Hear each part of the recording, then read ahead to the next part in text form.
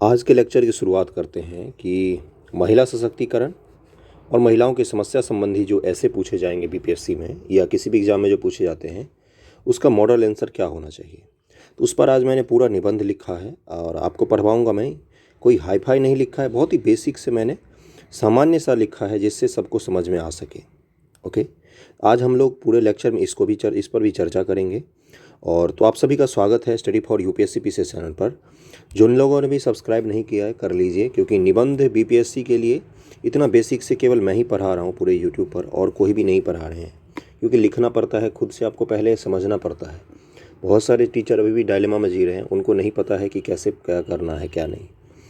तो निबंध paper 300 number का आपका आएगा। बेसिक से मैं एक मॉडल निबंध भी आपको पढ़ाऊँगा, आज दिखाऊँगा कैसे लिखा जाता है। जिनको एक भी अक्षर नहीं लिखना आता है उनके लिए लेक्चर होगा मूल रूप से। 300 मार्क्स का होता है, ध्यान में रखना। 300 मार्क्स का ऑप्शनल ज़्यादा आसान था निबंध की तुलना में। निबंध का कोई एक सिलेबस डिफाइन नहीं होता है, सब मैं पिछले के 2 लेक्चर में बता चुका हूँ। एक निबंध नाम से प्लेलिस्ट होगा, उसमें जाकर आप देखेंगे दोनों वीडियो। 2 लेक्चर तो मैंने बिल्कुल इंट्रो पर ही लिया है, तो उसको आप जाके ज़रूर देखिएगा। ओके, तो निबंध जो 300 नंबर का पूछा जाता है, आपसे पूछेगा, वो बिल्कुल आसान नहीं होता है। इस चीज़ में आपको नहीं रहना है भ्रम में। इस चीज़ से बाहर निकल जाइए कि निबंध आसान पड़ता है, बिल्कुल भी नहीं होगा ऐसा। 300 नंबर में हो सकता है 3 निबंध पूछे जाएं या 2 निबंध पूछे जाएं, 150 नंबर का। 3 निबंध पूछे जाएंगे तो बहुत ही मुश्किल हो जाएगा पेपर। 100 नंबर के 3 निबंध 3 घंटे में लिखना एक बहुत ही मुश्किल कठिन टास्क होता है। लेकिन निबंध की एक सबसे बड़ी खासियत ये होती है कि इसके लिए कोई विशेष किताब पढ़ने की ज़रूरत नहीं पड़ती है, ना ही किसी कोचिंग की ज़रूरत पड़ती है। बहुत सारे कोचिंग ने बैच शुरू कर दिया निबंध के नाम पर, लेकिन मैं आपको बता रहा हूँ कि किसी विशेष कोचिंग की और किसी विशेष किताब की ज़रूरत नहीं पड़ती है। इसमें किस चीज़ को पढ़ना पड़ता है? इसमें समाज को पढ़ना पड़ता है अपनी आँखों से। खुद की आंखों से आपको देखना पड़ेगा कि समाज में कौन कौन सी चीज़ें घटित हो रही हैं। आपको खुद को उस सिचुएशन में डाल के देखना होगा कि मैं अगर ऐसा होता तो मैं यहाँ पर क्या क्या करता और सरकार को क्या क्या करना चाहिए। जिसका एग्जाम्पल अगर मैं दूं, जो चेयरमैन सर ने बोला कि मैं पूछ सकता हूँ आपसे बिहार की समस्याओं पर कि आप उसमें क्या क्या करेंगे। जैसे आपको बोल दिया कि बाढ़ वाले ज़िला में आप एसडीएम हैं या डीएम के पद पर तैनात हैं। अब आप बताइए बाढ़ से राहत के कार्य के लिए क्या क्या करेंगे आप। ये कहीं किताब में पढ़ने की ज़रूरत नहीं है। अगर आपके अंदर वो होगा सोच समझ जो आप ऑफिसर बनने के लिए होता है, आपके अंदर वो मौलिक विचार होंगे, मौलिक समझ होगा कि बाढ़ क्या होता है, कैसे लोगों को वहाँ से निकाला जा सकता है, कैसे क्या राहत कार्य होता है, कौन कौन सी समस्याएं आती हैं बाढ़ के दौरान, क्योंकि समस्या का आधारित ही तो होता है राहत का कार्य। जैसे पीने के पानी की समस्या आती है, खाने की समस्या आती है, रहने की समस्या आती है, सांप बिच्छू इनसे बचने की समस्या आ जाती है कई बार। तो बाढ़ में ये चीज़ें मूलभूत रूप से उपजती हैं। बीमारियों को फैलने की आशंका रहती है बाढ़ के दौरान भी और बाढ़ के जाने के बाद भी। तो ये सब क्या है? ये सब समस्याएं हैं। तो जब आप इस पद पर होगे तो इसका समाधान ढूंढना आपका अपना काम होगा। आपको ये लिख लिख के नहीं दिया जाएगा सरकार की तरफ से कि हाँ भाई इसका ये समाधान होगा, करो। आपको इसीलिए तैनात किया जाएगा कि आप खुद से उसका समाधान ढूंढें। तो निबंध पेपर में मूल रूप से ऐसे ही समझ की ज़रूरत पड़ती है। मैं आपको एक और दिखाऊंगा जिसमें पूछा जाता है, जो चेयरमैन सर ने भी बोला और जो सामान्य तौर पर पूछा भी जाता है कि बिहार की समस्याएं, बिहार के बीपीएससी के लिए क्या पूछा जाएगा, बिहार की समस्याएं क्या क्या हैं और उसका समाधान क्या हो सकता है। इसी चीज़ को मैं ये बोलूँ कि इस हिसाब से भी पूछा जा सकता है। क्या पूछा जा सकता है कि अगर आप बिहार के सीएम होते तो आप क्या कौन से काम करते, इसके लिए क्या होता है। ये दोनों प्रश्न एक ही है, कोई हाइपोथेटिकल कुछ भी अलग नहीं है इसमें। बिहार की समस्या समाधान और बिहार का सीएम होते तो क्या हो करते, ये दोनों एक ही चीज़ है। इस दोनों में कोई सवाल में अंतर नहीं है। बोलोगे ये क्या बोल रहा हूँ, तो सीएम का काम मुख्य रूप से क्या होता है, जो राज्य की समस्याएं हैं उसका समाधान तलाशना, उसका समाधान निकालना। पॉलिटिकल स्तर पर हो सके या इकोनॉमिक स्तर पर हो सके या सामाजिक स्तर पर हो सके, उसका समाधान निकालना होता है। यानी कि जब पूछा जाएगा कि अगर आप बिहार के सीएम होते तो क्या करते, तो वही चीज़ें आपको लिखना है, बस उसमें थोड़ा सा लिखने का तरीका अलग होगा। जो चीज़ें आप इस सवाल में लिखते कि बिहार में कौन कौन सी समस्याएँ हैं और उसका समाधान क्या क्या है। ओके, तो ये दोनों सवाल जो है ये किस चीज़ में बस अंतर है, सवाल के पूछने के तरीकों में बस अंतर है ना। तो आपको इन्हीं चीज़ों पर ध्यान देना होगा थोड़ा सा कि कैसे क्या पूछा जाता है। जैसे अभी तक बीपीएससी ने सिलेबस नहीं दिया है, लेकिन हो सकता है एक सामाजिक मुद्दे पर आपसे ऐसे पूछा जा सके, एक आपसे राजनीतिक मुद्दे पर पूछा जा सकता है, या साहित्यिक चीज़ों पर पूछा जा सकता है, दर्शन आधारित भी पूछा जा सकता है, किसी भी स्तर पर पूछा जा सकता है। तो पिछले लेक्चर में मैंने बताया था कि फ्रेम क्या होता है ऐसे लिखने का, और नीचे हम लोग चलेंगे बिहार की समस्याओं पर भी मैं आपको कुछ पॉइंट्स दे दूंगा जिस पर आपको खुद से निबंध लिखना है। निबंध लिखने का फ्रेम क्या क्या होता है? शुरुआत में पहले भूमिका बनाई जाती है, जिसमें आप कोटेशन यूज़ कर सकते हैं, अपने अनुभव यूज़ कर सकते हैं, कोई कविता कहानी यूज़ कर सकते हैं, जिसमें आप इतिहास लिख सकते हैं कितनी बार किसी समस्या से संबंधित। ओके, उसके बाद उसके मुख्य भाग पर लिखा जाता है। फिर अगर समाधान की चर्चा की गई है निबंध में तो समाधान लिखेंगे, लेकिन दर्शन आधारित जो निबंध होता है उसमें निष्कर्ष थोड़ा सा अलग तरीके से लिखा जाता है। मैंने सब बताया था। आज मैं आपको बुक्स भी दिखा दूंगा, हिंदी अंग्रेजी दोनों के लिए। अब चलते हैं, मैं दिखाता हूं। जैसे एक मान लो पूछा जिस पर आपको लिखना पड़ेगा, बिना लिखे नहीं होगा। निबंध की तैयारी कितने दिनों में हो सकती है?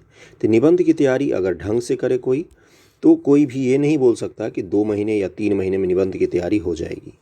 निबंध की तैयारी इस चीज़ पर डिपेंड करती है कि आपकी समझ कितनी बनी है, सब्जेक्ट के प्रति, समाज के प्रति, टॉपिक के प्रति, अपने सिलेबस के प्रति कितनी ज़्यादा समझ है आपकी, किसी भी सिचुएशन के प्रति आपकी क्या समझ है, इतिहास, भूगोल, पॉलिटी, राजनीतिक शास्त्र, इन सब पर आपकी कितनी ज़्यादा पकड़ है। इस चीज़ पर डिपेंड करता है कि आप निबंध कितना अच्छा लिख सकते हैं। जैसे आपसे पूछेगा कि बिहार में आर्थिक विकास क्यों नहीं हो पा रहा है, इस चीज़ पर आप लिखिए। मान लो 500 शब्दों में ही बोला कि बिहार में आर्थिक विकास क्यों नहीं। ओके, यहाँ पर लिखा नहीं जाता है मेरे से फ़ोन पर, बिहार में आर्थिक विकास क्यों नहीं, इस पर आपको निबंध लिखना है। 500 शब्दों में मात्र लिखिए। आप इसमें क्या क्या लिखेंगे? कारण परिणाम तो लिखना ही पड़ेगा ना, कौन कौन से कारण हैं जिसके कारण से बिहार में आर्थिक जो विकास है वो नहीं हो पा रहा है ना।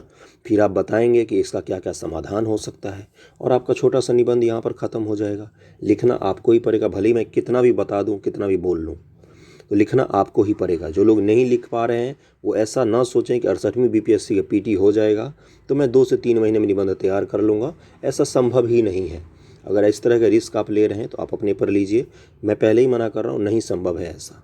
हफ्ते में 2 निबंध तो अभी से लिखना ही चाहिए आपको, कम से कम 2 निबंध आपको कम से कम लिखना पड़ेगा। दिन भर जो इंस्टाग्राम पर रील देखते हैं या शॉर्ट देखते हैं उनके लिए ही कह रहा हूँ कि वो उन चीज़ों को छोड़ के कम से कम 2 निबंध की प्रैक्टिस हफ्ते में 2 बार तो कर ही लो यार, इससे ज़्यादा मिनिमम नहीं होना चाहिए। जिन लोगों का बेसिक भी नहीं है सही, जिन लोगों का निबंध में 2 पेज भी नहीं लिखा जाता है, वो कम से कम हफ्ते में 4 निबंध को पढ़ें और प्रैक्टिस तो ज़रूर ही कीजिए। ओके, अब चलते हैं, दिखाता हूँ कि बिहार की समस्याएं जो हैं उन पर आधारित किस तरह के सवाल पूछे जा सकते हैं। जैसे मान लो पूछा कि बिहार में कौन कौन सी समस्याएं हैं, इसका समाधान आप क्या क्या तलाश सकते हैं। ओके, यानी कि समस्या समाधान में बहुत ही बेसिक निबंध है ये। अगर इस तरह के सवाल पूछता है तो थैंक यू बोलना आयोग को, क्योंकि आसान सवाल पूछा गया है आपसे। तो समस्याएं क्या क्या हो सकती है? पहले आप बिहार का थोड़ा सा इंट्रो देंगे कि बिहार यहाँ पर अवस्थित है, बिहार का ये इतिहास है, थोड़ा सा ही, ज़्यादा नहीं, ज़्यादा डीप इतिहास में नहीं घुसना, क्योंकि वर्तमान की समस्याएं पूछी गई हैं आपसे। 10-15 लाइन में पूरा ख़त्म कर देना है भूमिका। ओके, उसके बाद हम आ जाएंगे कि बिहार में सामाजिक, आर्थिक, राजनीतिक और सांस्कृतिक समस्याएं पाई जाती हैं। सामाजिक में आप क्या बोलोगे? जैसे महिलाओं की स्थिति है, बिहार में महिलाओं की स्थिति को लेकर फिर आप डेटा लिखोगे कि पुरुषों में साक्षरता 71% है, महिलाओं में 51% है, 20% साक्षरता में दर में अंतर है। उसके बाद से क्या लिखोगे? आर्थिक स्थिति बिहार में जो महिलाओं के संबंधित है उसका डेटा लिख देंगे। बिहार में महिलाओं के शिक्षा संबंधी डेटा लिख दिया, आर्थिक संबंधी लिख दिया, दहेज प्रथा संबंधी लिख सकते हैं। और सामाजिक में क्या आता है? जाति प्रथा संबंधी जो बिहार में समस्याएं उसको लिख सकते हैं आप, कि जाति प्रथा के कारण बहुत सारी समस्याओं का सामना करना पड़ता है बिहार में, इस चीज़ को लिख देंगे। सामाजिक समस्याएं और भी खुद से तलाशिए बैठकर, जो आपके आस पड़ोस में घटित होती हों वो सामाजिक समस्याएं। वो जितना ज़्यादा आपका मौलिक समस्या होगा उतना ही अधिक नंबर आपको मिलता है, इस चीज़ का ध्यान रखना। एक ही जैसे सब लोग लिख के आते हैं कट कॉपी पेस्ट, तो कॉपी चेक करने वाले को थोड़ा सा इरिटेशन हो जाता है, फिर वो एवरेज मार्किंग करना शुरू कर देता है। इसलिए इन चीज़ों से बचने के लिए थोड़ा सा खुद की मौलिक समस्याएं आपको देखनी पड़ेंगी कि आस पड़ोस में कौन कौन सी समस्याएं हैं, समाज में देखिए कौन कौन सी समस्याएं हैं। न्यूज़पेपर पढ़ने में पता चलता है कि कौन कौन सी समस्याएं हैं समाज में, बिहार में, अपने प्रदेश में, उत्तर बिहार, दक्षिण बिहार, जो भी समस्याएं हैं आपको खुद से देखना पड़ेगा। उसके बाद आर्थिक में आ जाएंगे हम। जैसे बिहार में सामाजिक में एक रूढ़िवादिता की समस्या भी आती है। ओके, आर्थिक में गरीबी बहुत ज़्यादा है, बेरोजगारी है, पलायन की समस्या बहुत ही गंभीर है बिहार में।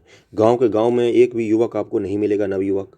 सारे के सारे बूढ़े लोग बैठे हुए हैं गांव घर में, क्योंकि सब पलायन कर गए हैं दिल्ली, बम्बई, कलकत्ता, बेंगलुरु वगैरह वगैरह में, है ना। तो ये पलायन की समस्या बहुत ही गंभीर है। निवेश कम है अभी भी। निवेश की समस्या कम होने से क्या होता है? निवेश की समस्या कम होने से ये होता है कि बिहार में कंपनी, फैक्ट्रीज इत्यादि नहीं लग पाती हैं, है ना। तो जब ये सब चीज़ें नहीं लगती हैं, जैसे देखो, जैसे बिहार का एक दरभंगा जिला का उदाहरण लेता हूँ, मैं वहाँ से हूँ तो मैं उसका उदाहरण लूँगा। जैसे दरभंगा है, वहाँ पर जो 10 साल पहले जैसी स्थिति थी, आज की स्थिति में थोड़ा बहुत परिवर्तन आता है, लेकिन क्या बहुत बड़ा परिवर्तन आया? नहीं। अब जैसे नोएडा है, नोएडा 20 साल पहले जाइए आप और आज के दौर में जाइए, कितना बड़ा परिवर्तन आया है। 20 साल पहले गांव हुआ करते थे वहाँ पर छोटे छोटे, आज वहाँ पर देखिए क्या हब बन गया है। गुड़गांव का आप उदाहरण ले सकते हैं। ये क्या है? यहाँ पर परिवर्तन आया। क्यों परिवर्तन आया इतना बड़ा? बिहार में आपको क्यों नहीं दिखता है कभी इतना बड़ा परिवर्तन? क्योंकि हमारे यहाँ निवेश नहीं आया, हमारे यहाँ फैक्ट्रियाँ नहीं लगी, कंपनी स्थापित नहीं हुए, बहुत सारे नवाचार स्थापित नहीं हो पाया। जैसे मान लो एक कोई सॉफ्टवेयर की बहुत बड़ी कंपनी खोलती है, 2-4 सॉफ्टवेयर कंपनियां खुल गई नोएडा के क्षेत्र में, उससे पता है क्या होता है? पूरे दिल्ली एनसीआर में सैकड़ों की संख्या में इंजीनियरिंग कॉलेज खुल जाते हैं, टेक्निकल इंस्टीट्यूट खुल जाते हैं जो रोजगार प्रोवाइड करते हैं। अब जैसे ही टेक्निकल इंस्टीट्यूट खोलेंगे तो बाहर के लोग भी यहाँ आते हैं पढ़ने के लिए। यानी कि क्या होता है, बाहर के लोगों से संपर्क बढ़ता है समाज का, उस एरिया के लोगों का। इससे सोच में परिवर्तन आता है, इंफ्रास्ट्रक्चर बदलता है, सामाजिक स्थिति बदलती है थोड़ी सी, लोगों के पास पैसा भी आता है, गरीबी दूर होती है, बेरोजगारी की समस्या दूर होती है। क्यों लोग भाग के दिल्ली आते हैं? दिल्ली छोटे सी जगह पर 3 करोड़ लोग रहते हैं। क्यों रहते हैं? 3 करोड़ लोगों को कहाँ से पैसा मुहैया होता है? तो सब काम करते हैं कुछ ना कुछ। लेकिन क्या अपने बिहार में ऐसा पॉसिबल है? क्यों नहीं है? क्योंकि निवेश नहीं है हमारे यहाँ, बेसिक इंफ्रास्ट्रक्चर की कमी है। कोई कंपनी निवेश करने से क्यों घबराती है? इस मूलभूत कारणों को आपको जानना चाहिए, पढ़ के, लिख के, सर्च करके, न्यूज़पेपर पढ़ के, या अपने आस पड़ोस ऑब्जर्वेशन से। विश्लेषण की क्षमता क्या होती है ये मैंने पहले लेक्चर में ही बताया था, उसको जाके आप जरूर देखिए। दोनों वीडियो का लिंक डिस्क्रिप्शन में मिल जाएगा आपको। ओके, उसके बाद से क्या होती है, जैसे राजनीतिक समस्या में आ जाएंगे। एक पार्टी की सरकार है, भले ही किसी के समर्थन से बन रही हो, मुख्यमंत्री एक ही होगा। अब जो मुख्यमंत्री जी हैं वो बात कर रहे हैं कि हम दूसरे जो पार्टी के नेता हैं, तेजस्वी जी, उनको हम सत्ता सौंप कर जाएंगे। मैं किसी पार्टी का विरोधी नहीं हूँ, ना तो किसी पार्टी का समर्थक हूँ, लेकिन आप मुझे बताइए ये कब से तय होने लग गया कि मैं किसको मुख्यमंत्री बनाऊंगा, किसको नहीं मुख्यमंत्री बनाऊंगा? क्या आपके खानदानी बिहार है? क्या आपके पूर्वज छोड़ के गए हैं क्या आपके लिए सत्ता? ऐसा नहीं होना चाहिए। इस तरह की सोचों का हमें विरोध करना चाहिए कि आप कौन होते डिसाइड करने वाले कि अगले मुख्यमंत्री तेजस्वी बनेंगे या कौन बनेंगे? हम जनता डिसाइड करेंगे। तो ये क्या है, एक पार्टी की सरकार जैसी व्यवस्था हो गई है कि 5-10 साल 15 साल हम राज करेंगे, उसके बाद गद्दी हम तुम्हें सौंप देंगे। राजा का बेटा राजा बनने वाली चीज़ें बिहार में दिखने लग जाती हैं। तो ये क्या है, ये एक समस्या है पॉलिटिकल रूप से। जबकि आप हिमाचल प्रदेश जाएँ, यूपी जाएँ, उत्तराखंड जाएं, राजस्थान जाएं, इन सब जगहों पर क्या होता है, सत्ता में परिवर्तन आता रहता है बहुत ही ज़्यादा। जैसे हिमाचल प्रदेश है, वहाँ 5 साल बीजेपी, 5 साल कांग्रेस काम करती है। अब इससे क्या परिवर्तन पड़ता है? इससे ये परिवर्तन पड़ता है, जैसे नीतीश कुमार जी मुख्यमंत्री हैं, ओके, मान लिया अभी किसकी सरकार है? जेडीयू की सरकार है। जेडीयू की सरकार जो बनती है तो अपने पसंद के सारे अधिकारियों को बिठाया जाता है हर जगह, सारे आयोग में, सारे ऑफिसर्स के पद पर, सब कुछ के पद पर। जब भ्रष्टाचार बढ़ता है तो लोग त्रस्त होते हैं। लोग त्रस्त होकर क्या करते हैं, सरकार परिवर्तन कर देते हैं। अगली बार मान लो आरजेडी की सरकार आ जाए या बीजेपी की सरकार आ जाए, किसी भी पार्टी की सरकार है, मुझे मतलब नहीं, तो क्या करेगी आरजेडी या बीजेपी? सारे आला अधिकारियों को बदल देती है। इससे क्या हो जाता है, जो लॉबी क्रिएट करते हैं बड़े बड़े अफसर मिलकर, वो लॉबी टूट जाती है जब सरकार बदलती रहती है। तो अपने यहाँ क्या है, नीतीश बाबू को जैसे सरकारी नौकरी लगा हुआ है, मैं कोई उनसे नफरत नहीं करता हूँ, मैं बस आपको स्थिति बता रहा हूँ, समस्या मुझे समझानी पड़ती है ना। पिछले 20 साल से वही मुख्यमंत्री के पद पर बैठे हुए हैं लगभग में। तो ये क्या होता है, एक तरह से स्थिरता आ जाती है समाज में, राजनीति में पूरी रूपी से, जिसको बदलना बहुत ही मुश्किल हो जाता है। तो ये भी एक समस्या होती है। जब स्थिरता आ जाती है सरकार के पास, सरकार को पता होता हम कहीं भी जाने वाले नहीं हैं, तो अपनी मनमर्जी करती है। मनमर्जी में कितनी बार भ्रष्टाचार को बढ़ावा मिलता है, जिसका परिणाम आपको दिख रहा होगा। हज़ारों पेपर, कोई भी पेपर संपूर्ण रूप से अच्छे से फ्री एंड फेयर नहीं हो पाता है, सारे लीक होते हैं। जातिवाद आधारित राजनीति को भी बढ़ावा दिया जाता है बिहार में। आपको समस्या में लिखना पड़ेगा कि हमारे यहाँ अभी भी कास्ट बेस्ड राजनीति की पॉलिसी खेली जाती है और उस पर कोशिश किया जाता है कि जनता को डिवाइड किया जाए और फिर उन पर रूल किया जाए। दूरगामी सोच और प्लानिंग का जो अभाव होता है बिहार के राजनीति में, क्या होता है कि दूर की दृष्टि नहीं बन पाती है, यानी कि 10 साल 15 साल 20 साल आगे की प्लानिंग नहीं करते हैं।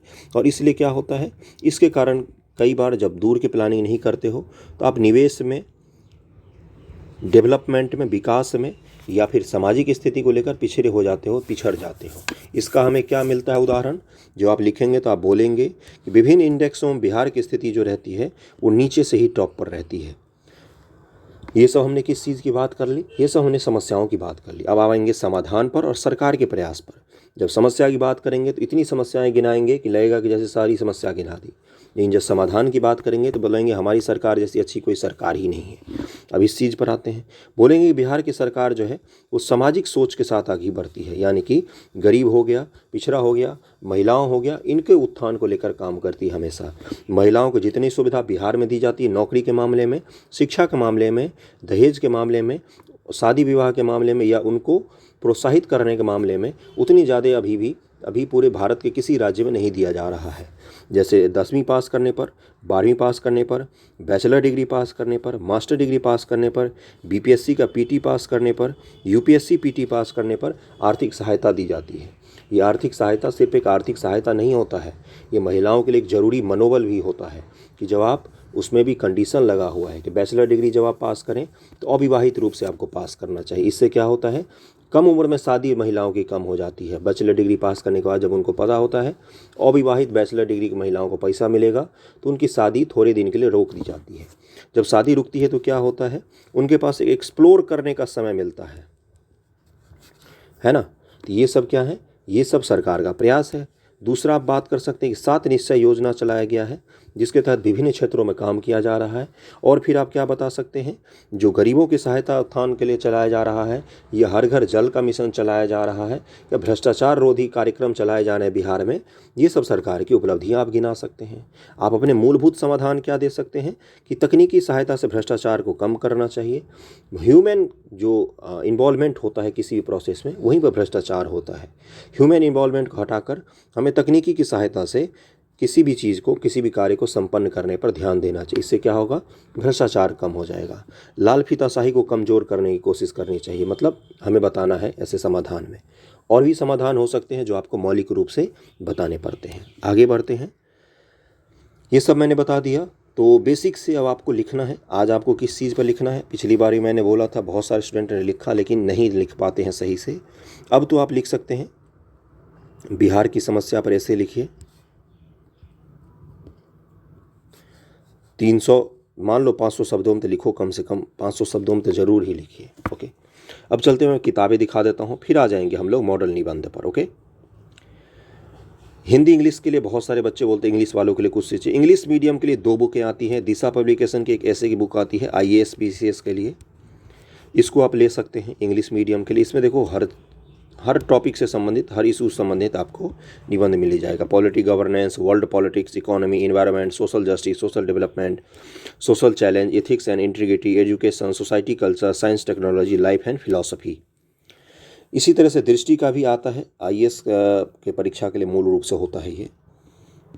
तो जब आप UPSC लेवल का ऐसे का तैयारी कर लेंगे तो आपको BPSC खेल लगेगा ऐसे लिखने में। ओके, तो इस बुक को ले सकते हैं। हिंदी मीडियम के लिए मैंने पिछले बुक के लेक्चर में ही बताया था, दृष्टि की बुक आती है निबंध दृष्टि, और ये अच्छी बुक है, एवरेज मतलब अच्छी बुक है, ठीक है, पढ़ सकते हो आप। बहुत कुछ आपको सीखने को मिल सकता है अगर आप ये बुक लेते हैं तो। 200, 300 के अंदर सारी बुक हैं ये, 300 से ज़्यादा किसी का भी प्राइस नहीं है, 250 के आसपास है तीनों का प्राइस। ओके, अब चलते हैं, मैं दिखा देता हूँ कि BPSC के लिए एक निबंध मैंने लिखा है, उसको किस तरह से आप भी लिख सकते हैं, बेसिक से लिखा हुआ है।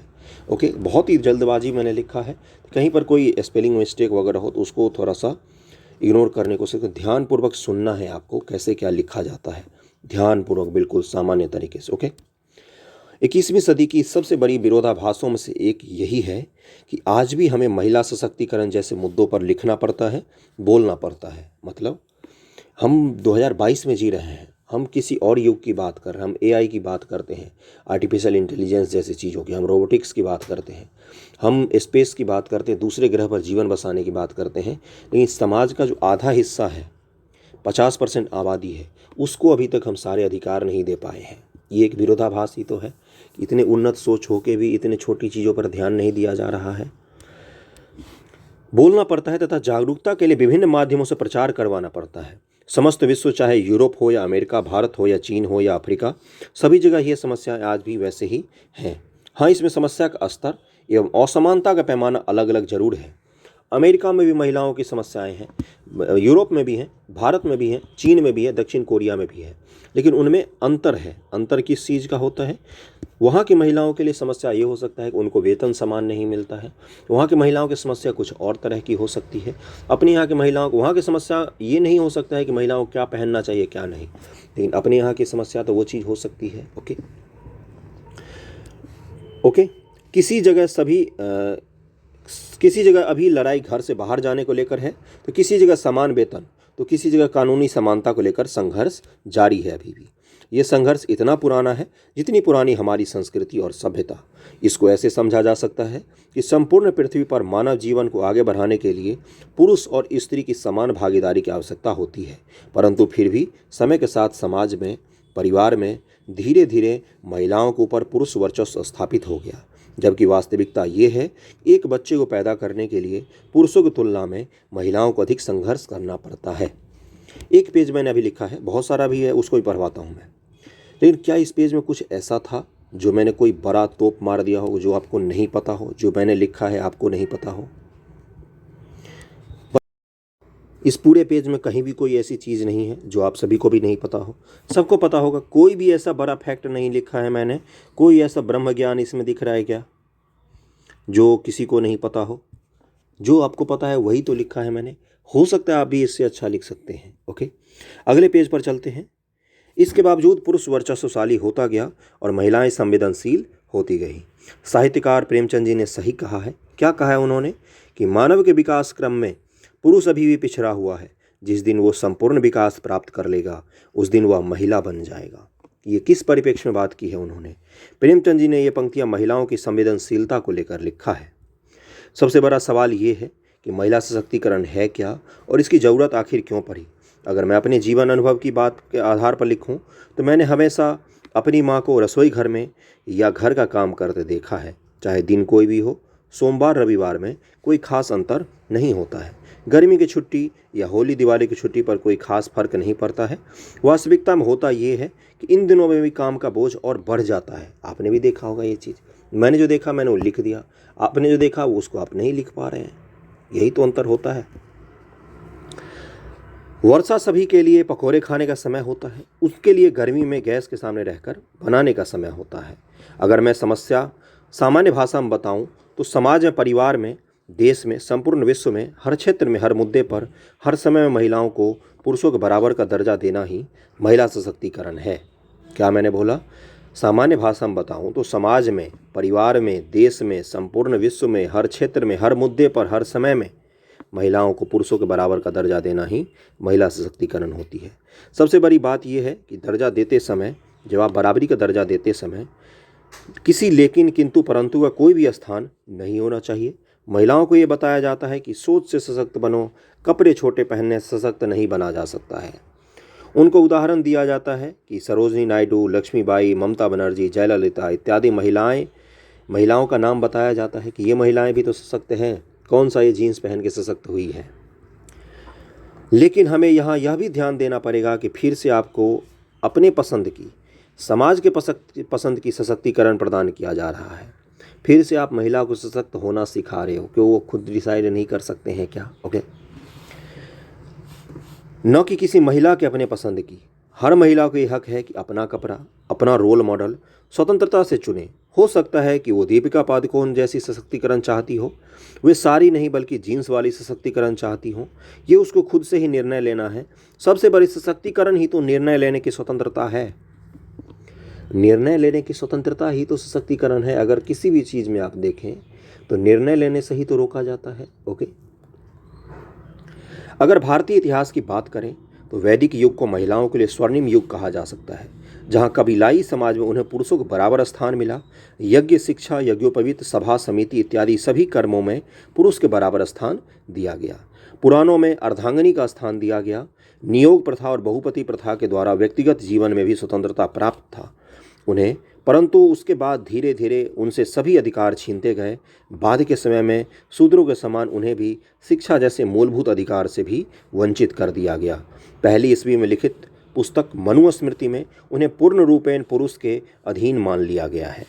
ओके, इसी तरह धीरे धीरे समाज में स्वयंवर, जो स्वयंवर की प्रथा थी, स्वयंवर आपने देखा होगा महाभारत में सीता जी, और महाभारत में उसका रामायण में भी सीता जी का स्वयंवर होता है, जिसमें राजा जनक जो है वो कंडीशंस रखते हैं कि उनकी पुत्री से कौन विवाह करेगा, ना कि कोई पुरुष रखता था ये कंडीशन कि मैं किससे शादी करूँगा। ये क्या था? या फिर महाभारत में भी देखा होगा स्वयंवर की प्रथा थी, जहाँ पर अर्जुन जाता है द्रौपदी को जीतने के लिए, वहाँ पर भी कंडीशन किसके द्वारा रखा गया था? लड़की के पिता के द्वारा। तो वो क्या प्रथा थी कि महिलाएं अपना वर स्वयं से चुनती थी। क्या आज ये होता है? नियोग, स्त्री शिक्षा जैसे प्रचलन समाप्त होते गए और उनके स्थान पर बाल विवाह, पर्दा प्रथा और सती प्रथा का स्थान बनता गया।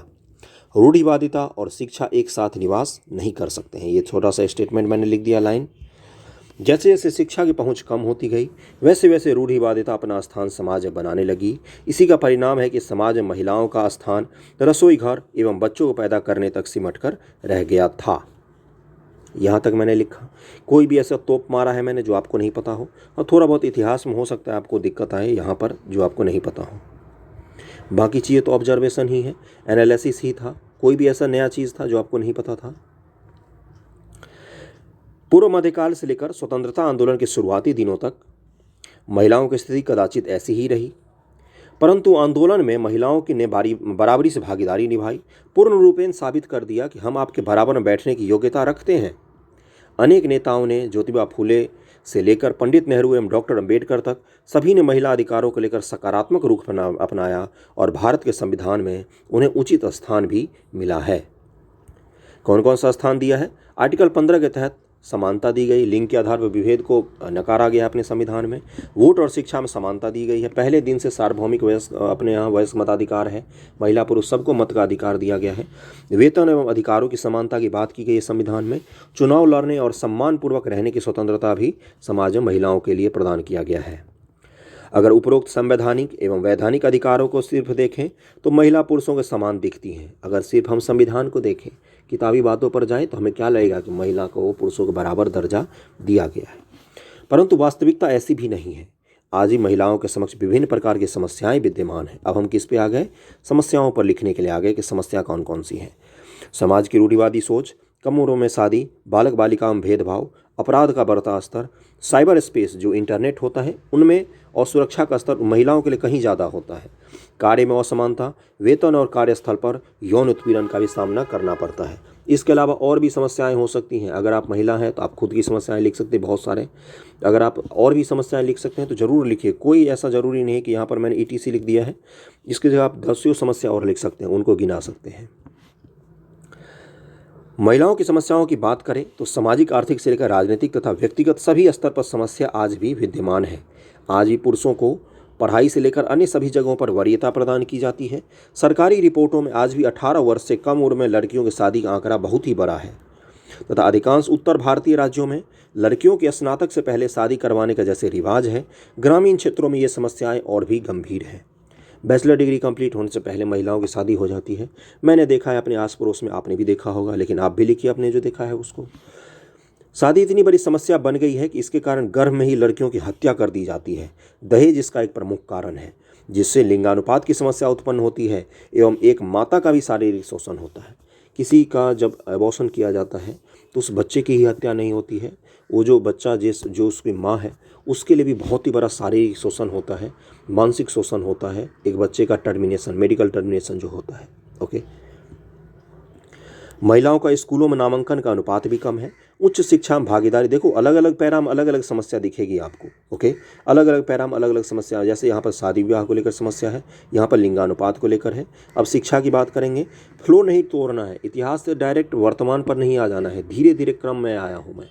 पहले मैंने भूमिका बनाई, फिर मैंने इतिहास की वैदिक पीरियड की बात की है, फिर मैंने मध्यकाल की बात की है, फिर मैंने आधुनिक की बात की है, फिर संविधान की बात की है, फिर समस्या की बात की है मैंने, समस्या में भी फिर समाधान की बात अभी अंत में आएगी। महिलाओं के स्कूलों में नामांकन का अनुपात भी कम है, उच्च शिक्षा में भागीदारी भी कम है। भूगोल के आधार पर बात करें तो उत्तर भारत में स्थिति अधिक दयनीय है। वर्ल्ड इकोनॉमिक फोरम रिपोर्ट के अनुसार समानता हासिल करने में भारत को अभी भी कम से कम 100 वर्ष और लगेंगे। वर्ल्ड इकोनॉमिक फोरम का जो लिंगानुपात वाला इंडेक्स आता है, जेंडर गैप इंडेक्स जिसको कहा जाता है, यहाँ पर उस नाम भी लिख सकते हैं, जेंडर गैप इंडेक्स के अनुसार। ओके, तो ये आपको नहीं पता होगा तो आपको पढ़ना लिखना चाहिए थोड़ा सा।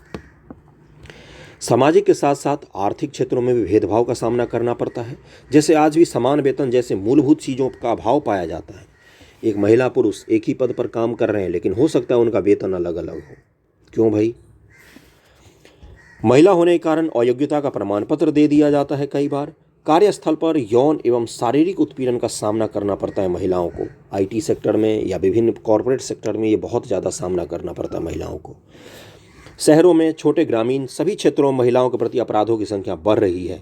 नेशनल क्राइम रिकॉर्ड ब्यूरो के मुताबिक रेप, किडनैप और हत्या जैसे मामले बढ़ रहे हैं। 2020 में लॉकडाउन के दौरान कुछ बाहरी अपराध तो कम हुए, जैसे रेप का जो आंकड़ा है वो कम हो गया था लॉकडाउन में 2020 में, लेकिन घरेलू हिंसा बढ़ गया था उस समय। तो NCRB की रिपोर्ट आपको पढ़ के जानी चाहिए।